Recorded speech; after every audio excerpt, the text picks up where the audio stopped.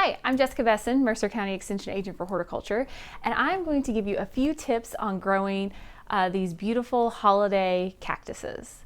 So I call them holiday cactuses because they can go by three different names, and they're actually three different types of plants. So all of these here in front of me that are blooming currently are Thanksgiving cactuses. This one that I have down at the end is an Easter cactus, and a lot of times their names get interchanged of Christmas and Thanksgiving, but most of the time what you're going to find out in your store is going to be these Thanksgiving cactuses because they're really easy to grow and are reliable bloomers. The holiday cactuses, they come from South America. They're found in Brazil. They're epiphytic plants, which means they grow on other plants, but they're not parasitic. So when we think about this will tell us what kind of light source they need. So if they're growing on trees, it's filtered light through. They like bright, indirect light. When it comes to watering holiday cactuses, many people will hear the name cactus, so they think, oh, I don't have to water it that often, that it doesn't need a lot of water, it can get on the little drier side. But these guys are completely opposite. You're going to want to keep the soil moist on these guys in order to get them to set a good bloom and have good growth on them. When it comes to fertilizing, you can fertilize with a regular houseplant soluble fertilizer, and you want to do this when they're actively growing. So that's going to be from the spring until into a little bit of late summer. Then you want to stop fertilizing before they get ready to set buds. Another thing to consider when it comes to holiday cactuses is the temperature. So they're going to like what many of our houseplants like, a normal temperature in your house with 70 degrees or so. But everybody always wants to know how to get them to rebloom, because you can get these beautiful, you can get orange ones, pink ones, red, white, more of a peachy color bloom. How do you get these blooms? And a lot of it has to do with temperature.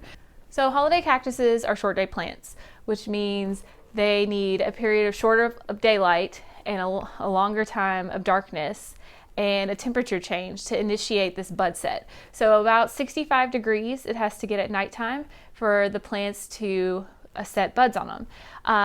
You will read in some publications they say doing this by taking them in and putting them in like a cool closet, garage, basement area, but then there's that bringing them back out into the light every day as well. I found it's easy if you have them outside during the year to leave them outside until the risk of frost, or all of these here were inside our extension office.